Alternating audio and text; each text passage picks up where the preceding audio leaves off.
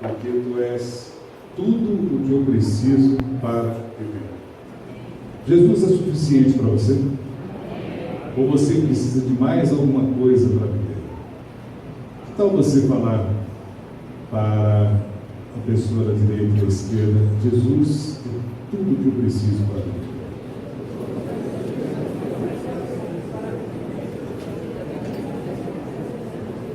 Eu quero te animar a ir além. Que tal você falar isso para o Senhor agora?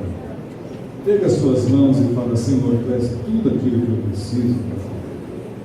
O Senhor é suficiente. Jesus e nada mais. Ele é suficiente. Senhor, tu és suficiente para nós.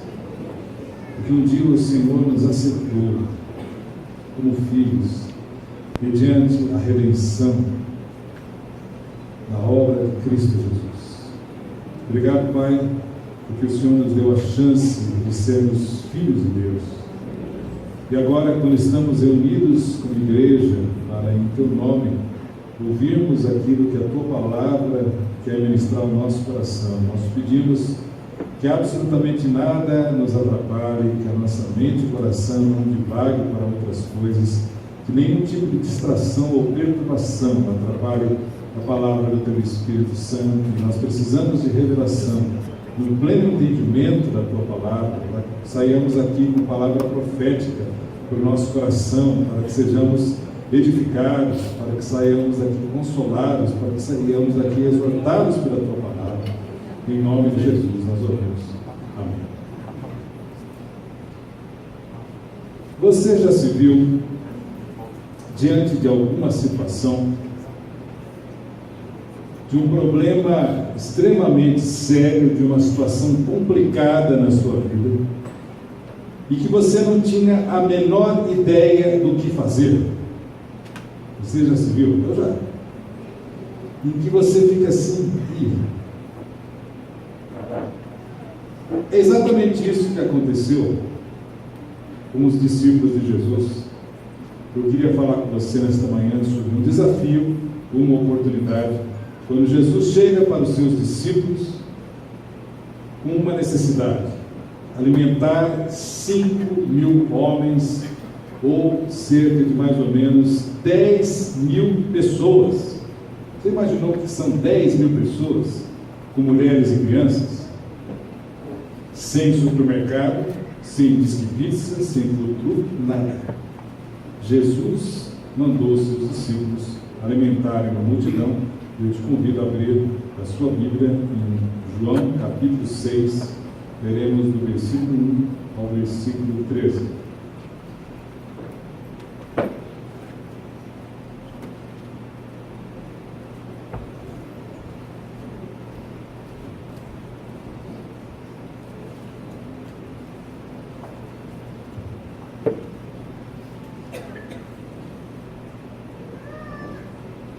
Você achou quantos coloquei em pé para lermos juntos?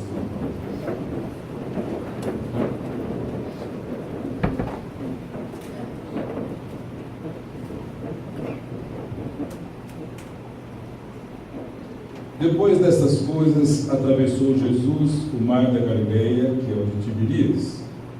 Seguia-o numerosa multidão, porque tinham visto os sinais que ele fazia na cura de enfermos. Então subiu Jesus ao monte e assentou-se ali com seus discípulos. Ora, a Páscoa, a festa dos judeus, estava próxima. Então Jesus, erguendo os olhos e vendo que grande multidão vinha ter com ele, disse a Filipe: onde compraremos pães para lhes dar a comer? Mas dizia isto para o experimentar, porque ele bem sabia o que estava para fazer. Respondeu-lhe Filipe: não me bastariam 200 denários de pão para receber cada um o seu pedaço? Um dos seus discípulos, chamado André, irmão de Simão Pedro, informou a Jesus: está aí um rapaz que tem 5 pães de cevada e 2 peixinhos. Mas isto que é para tanta gente? Disse Jesus: fazei o povo assentar-se, pois havia naquele lugar muita relva. Assentaram-se, pois, os homens em número de quase 5.000. Então Jesus tomou os pães e, tendo dado graças, distribuiu-os entre eles, e também igualmente os peixes, quanto queriam. E quando já estavam fartos, disse Jesus aos seus discípulos: recolhei os pedaços que sobraram, para que nada se perca. Assim, pois, o fizeram e encheram 12 cestos de pedaços dos 5 pães de cevada que sobraram aos que haviam. Até aí, pode se sentar.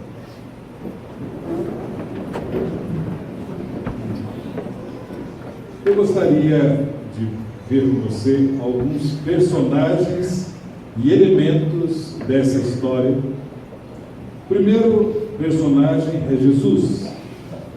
Ele observa uma necessidade, uma situação difícil, e apresenta aos seus discípulos um desafio, uma oportunidade para crescer.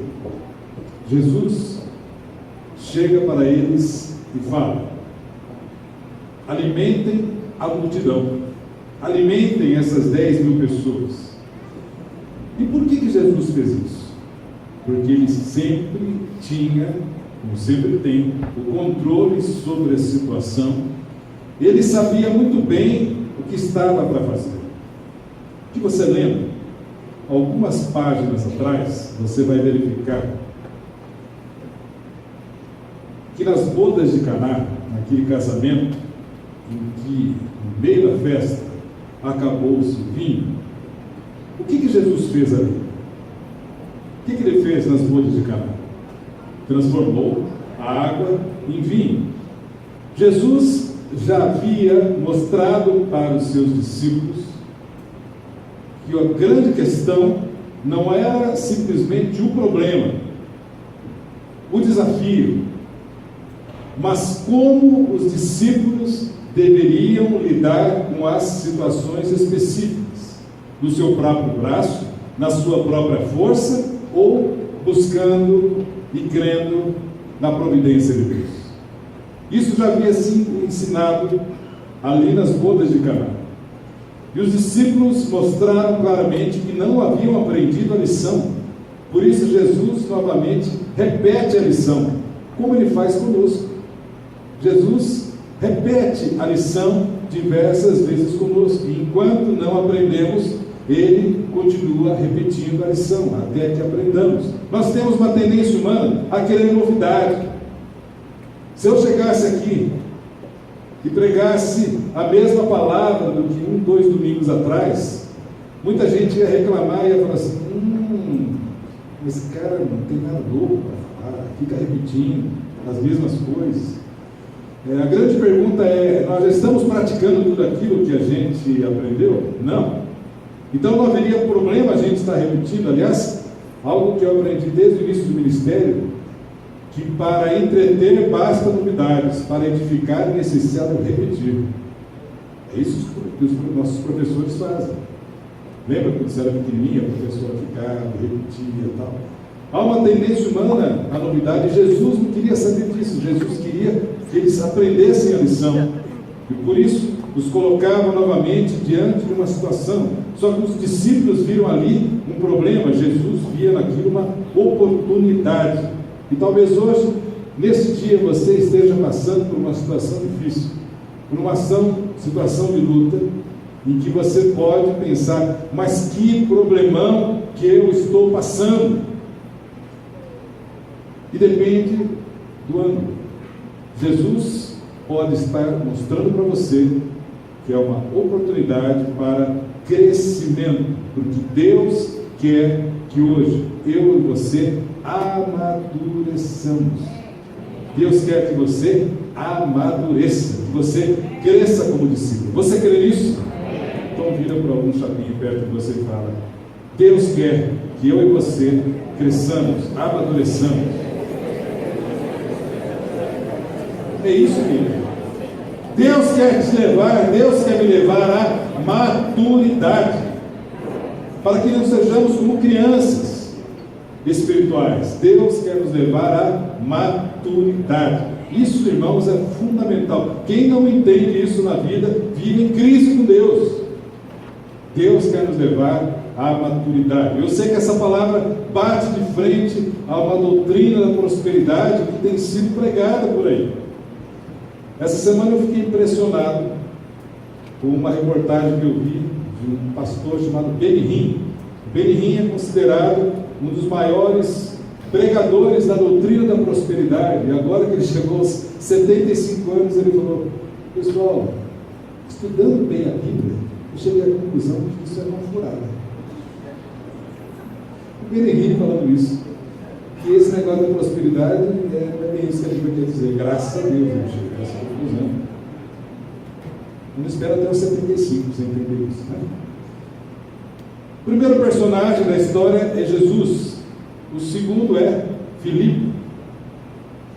Imagine Filipe, diz o texto, Jesus, o Rei dos Reis, o Senhor dos Senhores, embora até aquele momento não havia se manifestado, chega do lado dele, aquele Jesus que sempre sabia o que fazer, aquele Jesus que intervia em todas as situações. Jesus chega do lado do Filipe e fala: olha, tem toda uma multidão aí para ser alimentada.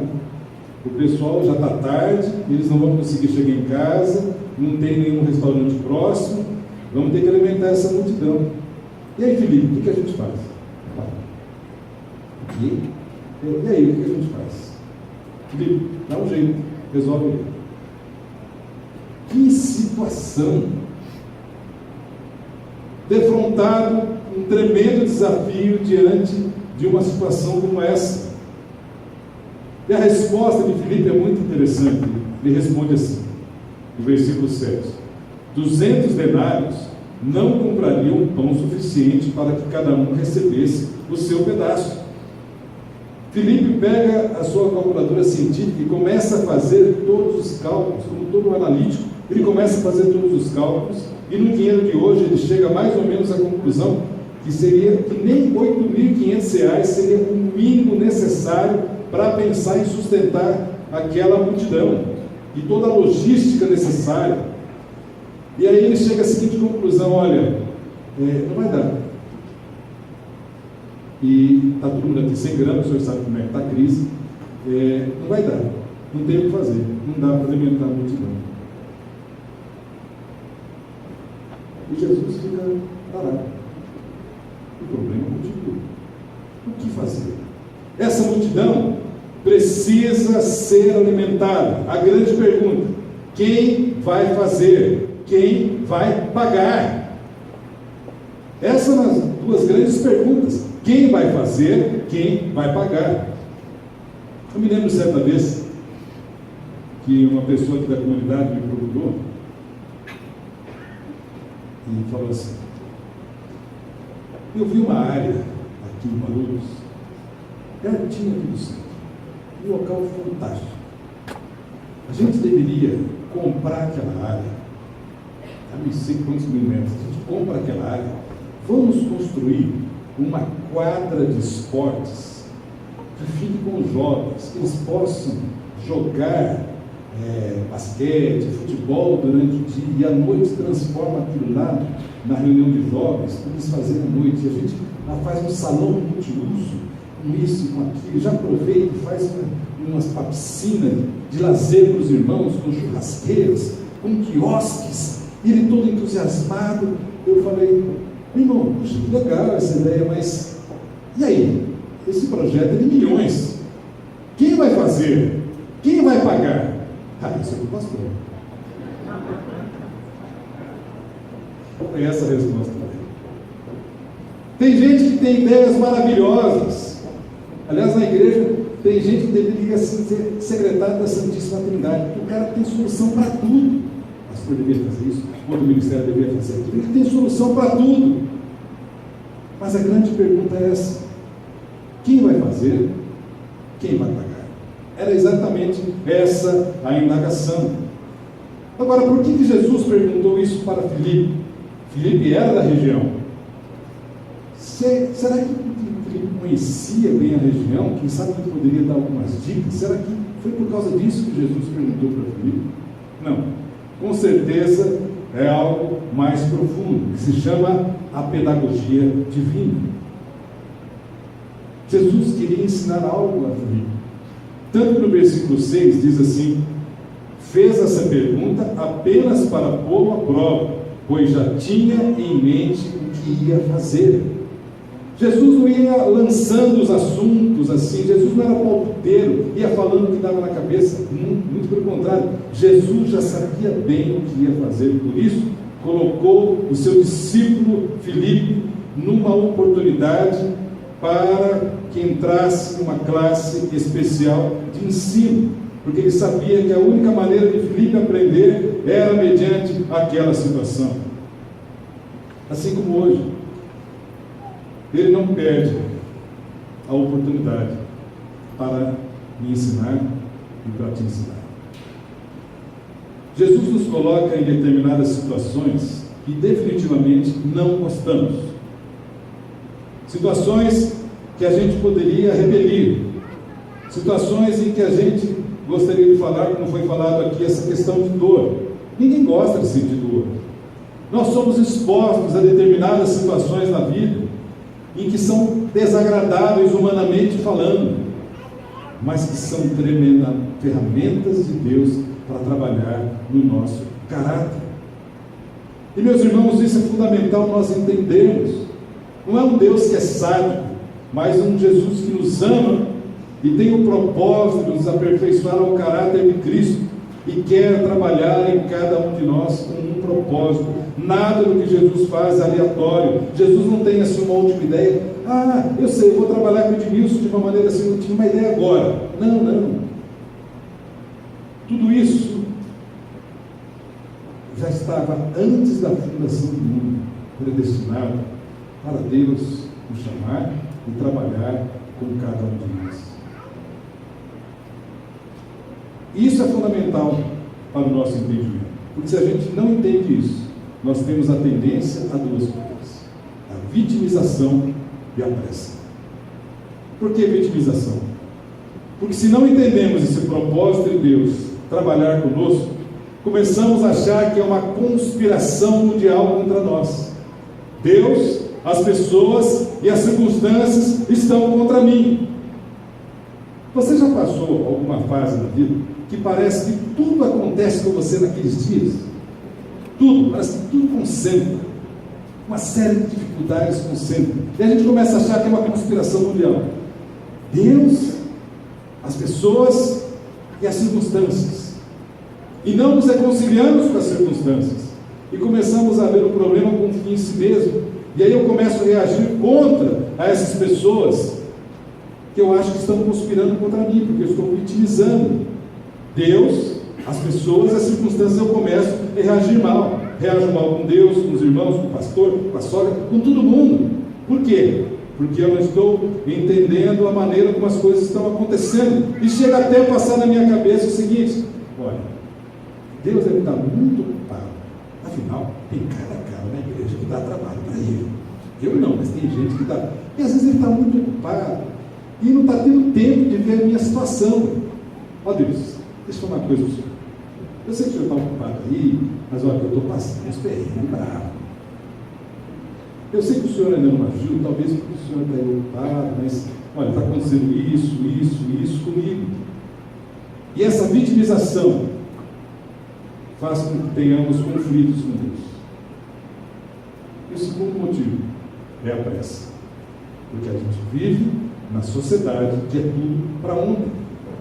A gente quer tudo para ontem. Qualquer coisinha que demora, nós ficamos impacientes. E nós aqui que moramos em São Paulo, somos craques nisso. Mais ainda. É só a gente ir em outro estado que a gente acha que tudo demora. Porque a gente é neurótico. Né? A gente assim, quer tudo para ontem. E acha que Deus tem que estar condicionado ao nosso tempo. E se a gente acha que Deus está demorando, Deus está indiferente comigo. Deus não está se preocupando. E por agirmos assim, a gente tem dificuldade de entender a diferença entre agilidade e pressa. coisa é agilidade, outra coisa é pressa. Confundir essas duas coisas significa ter conflitos na vida. E como Deus, na minha concepção, está demorando em responder, eu começo a ficar queixoso, murmuro, começo a reclamar da vida, das pessoas e principalmente com Deus. Você lembra do povo de Israel? Daquela situação que eles viveram? Eles haviam sido libertos do Egito, estavam agora naquela caravana celestial, abençoada pelo deserto, rumo a Canaã. Todo mundo contente, glória a Deus, Deus nos libertou do Egito, escravo, sim, mas de repente eles viram na frente o Mar Vermelho. Opa! Não tinha balsa, não tinha ponte. O que é aquele negócio lá atrás? É o exército de Faraó em nosso encalço. E vinha para quê? Vinha para destruí-los.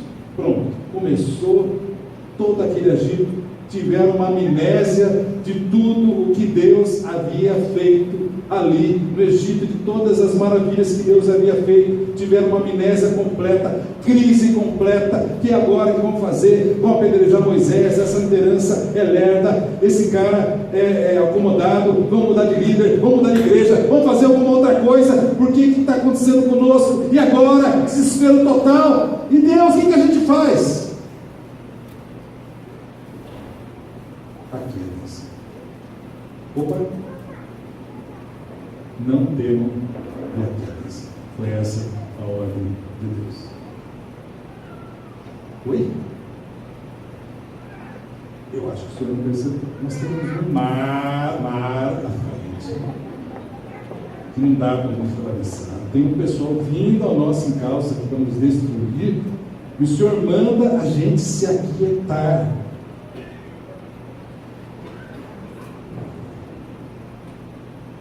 No nosso sistema de valores, a gente vive hoje, realmente isso é uma crise. Dá vontade de rir. Sabe por quê? Porque quando a gente age desse jeito, presta atenção no que eu vou te falar, nós estamos querendo dizer para Deus que Ele é devagar. Ou melhor ainda, você está querendo dizer que se você fosse Deus, todos esses problemas, todas essas questões já teriam sido resolvidas há muito tempo. Como Deus está demorando, você tem direito de ir lá e fazer o seu jeito. Isso significa que nós estamos sendo nosso Senhor. Mas Deus falou exatamente sobre quietude, aquietar a alma. E meus irmãos, como é difícil aquietar a alma. Nesse mundo barulhento, já teve gente que chegou para mim e falou que quando ele chega num lugar e está tudo quieto, ele tem que ligar a televisão, liga o liquidificador, liga qualquer coisa para fazer barulho, porque a gente quer barulho, a gente não consegue ficar tranquilos. Eu acho interessante no acampamento, e principalmente de jovens, que mandam fazer ali um momento sozinho com Deus, para a pessoa meditar. O camarada que fica 5, 10 minutos, ele não consegue mais, ele levanta, ele tem que fazer alguma coisa. Nós temos uma dificuldade de nos aquietarmos. Na nossa oração, só começa a falar, fala, não consegue parar para ouvir a Deus. Porque parece que Deus está demorando. Eu quero te animar, meu irmão, minha irmã, a confiar no tempo de Deus. Sabe por quê? Porque pressa significa confiar no braço humano. Ele nunca chega atrasado. Deus não é apressado, Deus é ágil.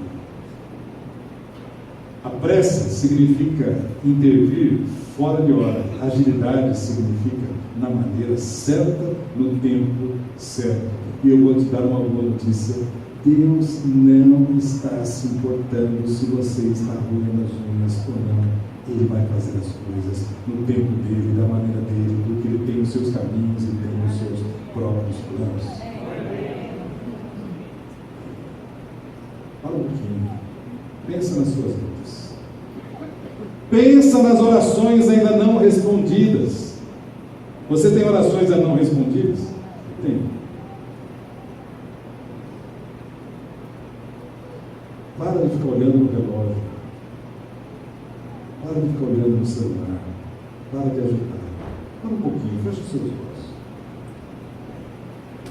Pense um pouquinho nas suas lutas, nas orações ainda não respondidas. Naquilo que você está esperando Deus responder. E falar para a sua alma: vou me aquietar. Vou me aquietar. Aquietar não significa acomodar-se. Quero dizer que talvez Deus esteja esperando você a se aquietar para depois agir.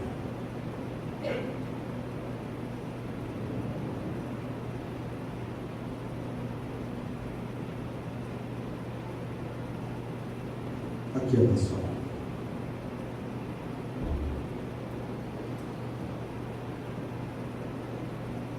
Aquieta sua alma. Deus sabe como você chegou aqui. A palavra de Deus para você é exatamente essa. Aquieta a sua alma. Está um turbilhão dentro de você. Aquieta a sua alma.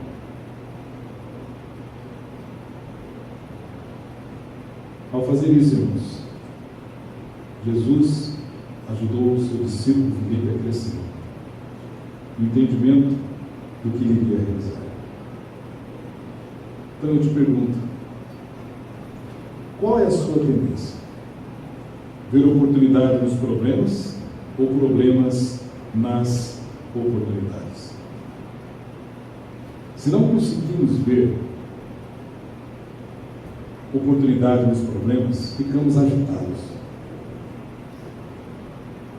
Ficamos fechados e negativos, apreensivos. Nossa tendência é de queremos ficar na zona de conforto, onde há segurança. Onde há segurança. Conforme foi falado aqui, nós estamos há muitos dias trabalhando e reestruturando os grupos familiares. Queremos um alargar da visão. Eu acho interessante a reação de alguns irmãos, que chegam para mim assim, meio que querendo os melhores momentos, querendo saber alguma coisa, mas e aí? Tal. E teve um que me perguntou assim, mas isso que vocês estão fazendo, será para melhor? Eu falei, espero que sim, a gente ficar todo esse tempo trabalhando, eu espero que seja para melhor. Sábados e terças trabalhando com esse propósito. O que tem que ficar claro é o seguinte: temos que ficar tranquilos. O novo às vezes nos apreende. Queremos ficar na zona de conforto. Fica tranquilo. Uma coisa é certa: nós começamos como comunidade, fruto de um grupo familiar, e sempre nos estruturamos em cima dos grupos.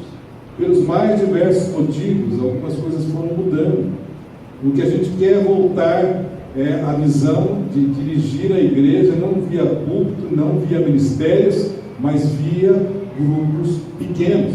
É isso que a gente vai fazer, nós vamos dirigir a igreja via grupos pequenos. Não será um ministério a mais, não. A maneira de se trabalhar a igreja será através de grupos pequenos, e como é bom a gente receber ligações. Essa semana uma família entrou em contato comigo: olha, eu quero dizer que nós estamos orando por vocês, sabemos que será um novo momento na igreja, e a gente está aqui apoiando nessa retaguarda. Meus irmãos, nós precisamos ver oportunidades, não os problemas. Não veja isso como um problema, veja como uma oportunidade para crescermos. E se não alargamos a nossa visão, ficamos como Filipe, simplesmente, ao invés de olharmos para o Senhor, ficamos olhando somente para os pães e para os peixinhos e para o dinheiro, dizendo: Senhor, não vai dar para fazer nada, eu tenho tantos problemas, porque eu estou passando por isso. Senhor, eu tenho tanta coisa para fazer. E uma frase muito legal do Otmani, que ele diz assim: quando Deus quer realizar um pequeno milagre, nos coloca em circunstâncias difíceis, mas quando quer realizar um grande milagre, as circunstâncias com as quais nos rodeia são impossíveis. Você crê no Deus dos impossíveis? Você crê mesmo no Deus dos impossíveis? Então prepare o seu coração para um grande milagre de Deus.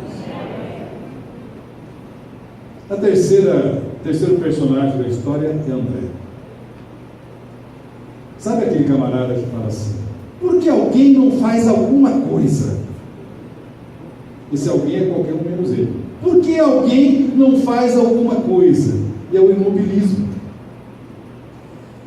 Eu gosto de dramatizar, você não é obrigado a acompanhar a minha dramatização, mas eu gosto de dramatizar, e eu fico pensando André chegando para o garoto, andando assim no meio do povo, muita gente, de repente ele olha o único garoto que teve uma mãe prudente, que mandou um lanche simples, eram pães de cevada, que eram os pães ali do dia a dia do povo, alguns peixinhos. Ele passa e olha assim: menino, o que você tem aí? Tenho 5 pães e 2 peixinhos que minha mãe mandou para minha merenda. Eu vou precisar do seu lanche. Mas moço, eu estou com tanta fome. Acompanhe. O menino chega e aí encontra Jesus. E Jesus sempre age de uma maneira diferente. E aí, mano, tudo bem? Tudo bem, bate aí, legal, joia. E aí, cara, como é que você está? O que você tem nessa lancheira legal aí? Ah, eu tenho uns pães e peixinhos que minha mãe preparou. Deixa eu dar uma olhada.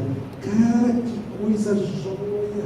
Sua mãe deve cozinhar muito bem. Você tem um backfish fantástico aqui, velho. Que legal. Olha, quero fazer uma proposta para você. Eu pego o seu lanche, você me empresta o seu lanche, e eu devolvo uma quantidade muito maior para você. E falar para adolescente que vai ter comida na parada, você ganhou, cara. Você quer deixar adolescente contente? Fala que tem comida na parada. Pronto. É o que resolveu. Ah, não, está aqui, à disposição, tal. E eu fico imaginando esse garoto depois, chegando em casa e falando assim: mãe, você não acredita o que aconteceu. A sua comida fez o maior sucesso. Você não devia apresentar no Masterchef. Foi demais. No imobilismo de André, ele olhou aquela quantidade de lanche, diz no versículo 9: o que é isto para tanta gente? Não vai dar para nada. Isso não vai dar para nada. Há uma tendência humana de acharmos que nós nunca estamos com o suficiente de Deus. Tudo que Deus nos dá não é suficiente, não vai dar para nada. Não abrimos espaço para o milagre. E ainda mais, de nunca acharmos que estamos preparados para fazer aquilo que Deus tem para nós. E aqui eu quero abrir meu coração em meu nome e dos meus colegas pastores. Da dificuldade que muitas vezes a gente tem em conseguir discipuladores, líderes de grupo, preparado. Nunca consegue abrir a casa, nunca consegue ser um líder, nunca consegue discipular ninguém, nunca está preparado. Por que alguém não faz alguma coisa? Os outros. E entram no imobilismo. Quando vai estar preparado? Quando vai crescer? E aí, na hora que Deus coloca em determinadas circunstâncias para crescer, ai Deus, por que o Senhor faz isso comigo? É para você crescer, é para você amadurecer, é para você alargar a sua visão de vida, é para você alargar a sua visão ministerial. Por isso que Deus permite determinadas coisas.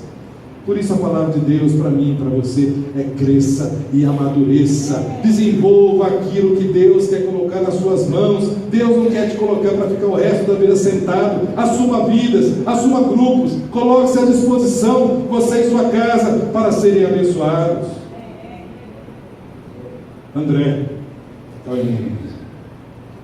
mas um outro elemento na história é a organização e o planejamento estratégico. E não é no estudo turístico, ou seja, numa outra passagem que está lá em Lucas, que diz a mesma coisa do versículo 10, ele especifica dizendo Jesus disse a seus discípulos: façam-nos sentar em grupos de 50. E os discípulos assim fizeram e todos se assentaram. Olha que interessante, na hora de começar a distribuir os alimentos, Jesus manda que se assentem em grupos de 50. Alguns dizem que aqui começaram os pequenos grupos, né? Que Jesus inventou aqui os pequenos grupos. E por que Jesus fez isso? Porque você já imaginou o pessoal passando com cestas de pães e peixes, aquele monte de gente esfomeada, querendo pegar, um pulando em cima do outro, ia comer, e peixe o pão era capaz de comer os discípulos vivos. Era fundamental ordem e planejamento. Você quer o milagre de Deus? Ordene a sua vida. Comece ordenando a sua vida. Comece definindo o que é prioridade de Deus para a sua vida e o que não é. Discirna o que é desejo e o que é necessidade. E sabe o que aconteceu? Jesus criou condições, o caminho para que o pão chegasse a todos.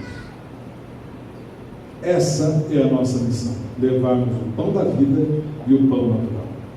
Jesus usou os recursos do próprio povo para que o pão chegasse a todos.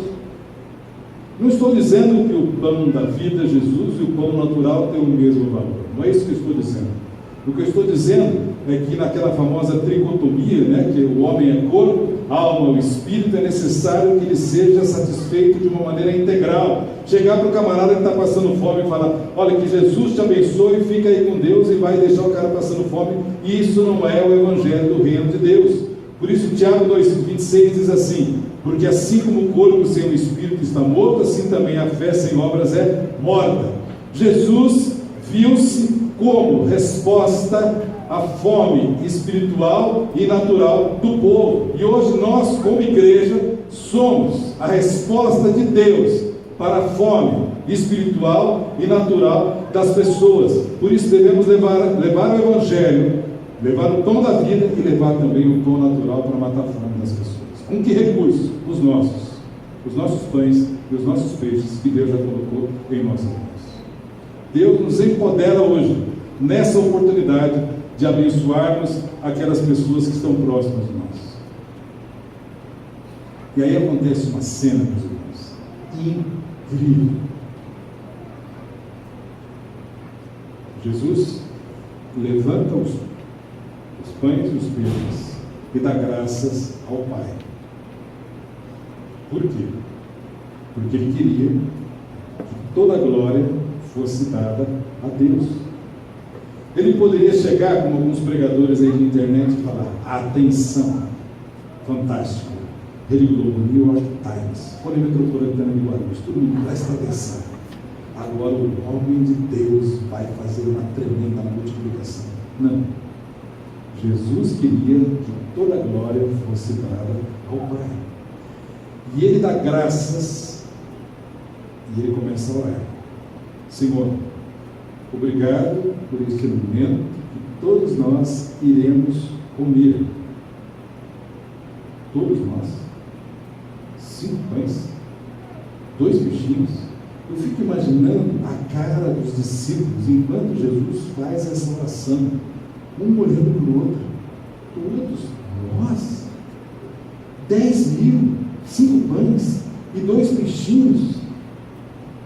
Os discípulos não estavam entendendo nada do que estava acontecendo, mas Jesus sabia muito bem o milagre que estava fazendo. Talvez hoje você não esteja entendendo nada do que está acontecendo com você, mas eu quero dizer, Jesus sabe muito bem o milagre que ele está fazendo na sua vida, na sua família. Não abra mão disso. O milagre que ele está fazendo em nós como igreja, em nome de Jesus. E ao invés de pedir um milagre, pode perceber o texto, em momento algum Jesus pede um milagre. Ele dá graças ao Pai. Por que ele não pediu um milagre? Por que ele simplesmente deu graças ao Pai? Por 2 motivos. Porque quem sabe agradecer pelo que recebe, ainda que pareça pouco, verá a multiplicação de Deus. E porque Jesus confiava no caráter de Deus. Porque fé é isso. Fé é a gente confiar no caráter de Deus, mesmo nas coisas que nós não estamos vendo. Eu acredito e creio no caráter do Pai. Jesus começa a pegar dentro dos cestos, vai saindo pão, vai saindo peixe, e pão, e peixe, e pão, e peixe, e pão, e peixe, e pão, e peixe, e o milagre acaba acontecendo de uma maneira extraordinária. Por isso que na vida a gente tem que se posicionar com a visão do reino. Que todas as coisas cooperam para o bem daqueles que amam Deus, daqueles que são chamados segundo o seu propósito. É exatamente isso. Esse nosso bem não é a nossa conveniência, mas é o bem no sentido de tudo aquilo que possa nos amadurecer e fazer com que entendamos o propósito de Deus para nós. Você lembra que eu falei que nas bodas de Caná os discípulos não haviam aprendido a lição? Agora, eles estavam se defrontando novamente com a mesma chance de aprender a seguinte lição: que os recursos humanos, embora limitados, quando entregues voluntariamente e no poder de Deus, são mais que suficientes para alcançar os objetivos de Deus. Vamos repetir essa frase? Os recursos humanos, embora limitados, quando entregues voluntariamente e no poder de Deus, são mais que suficientes para alcançar os objetivos de Deus. 5 pães e 2 peixinhos, disponibilizados nas mãos de Jesus, foram suficientes não somente para alimentar aquela multidão, não somente para devolver em dobro para aquele menino, mas diz ainda que todos comeram, se fartaram e sobraram vários cestos. Eu te pergunto, aquilo que Deus te dá, as coisas que vocês têm, estão entregues ao Senhor? Seu corpo, sua vida, seus talentos, sua família, seus recursos, suas habilidades, seu dinheiro, seu carro. Nós falamos que Ele é o Senhor da nossa vida.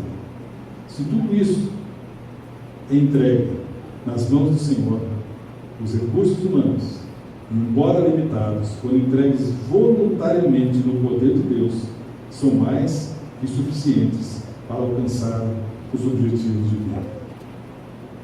Esta lição Jesus entregou para os discípulos aprenderem. A grande pergunta é: nós aprendemos essa lição? Vamos orar.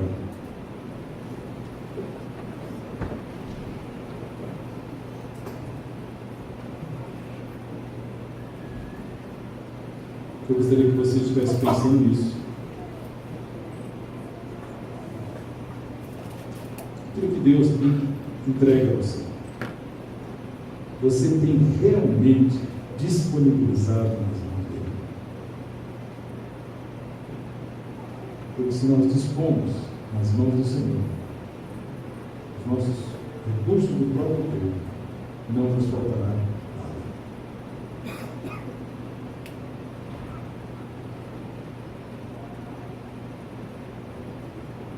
Eu gostaria que você pensasse também. Como você tem reagido às lições de Deus na sua vida? Tem aprendido com elas? Ou tem ficado intrometido, crítico, amargo, em conflito com Deus e com as pessoas? Uma coisa é certa: Deus quer nos ensinar. Ele quer que a gente cresça, que a gente amadureça.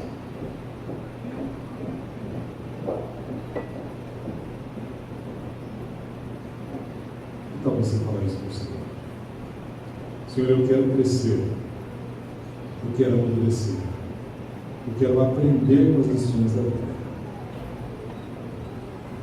O Senhor não precisava de ti.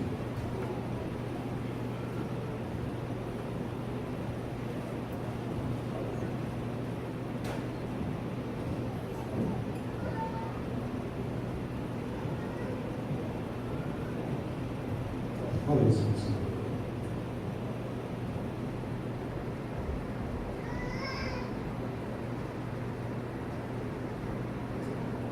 Eu quero te animar a você orar de 2 em 2, no máximo 3 pessoas. Vamos orar um pelo outro, um pelos outros.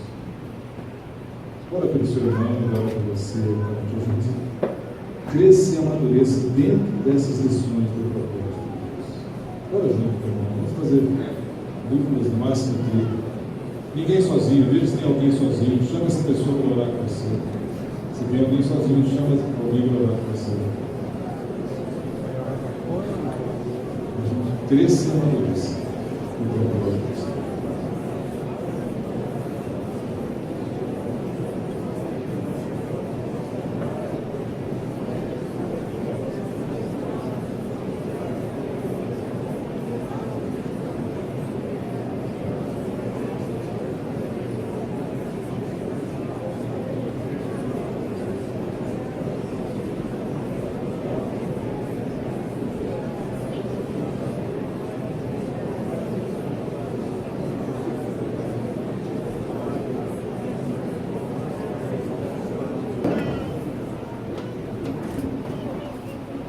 Obrigado, Deus, por esse tempo que nós tivemos.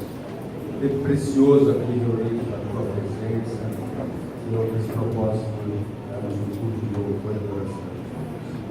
Obrigado pela tua presença, obrigado pela manifestação do teu Espírito. Obrigado pela tua palavra, Senhor, que sempre, Senhor, nos alimenta, nos traz direção, nos abençoa. Agora nós queremos continuar sendo conduzidos pela tua presença.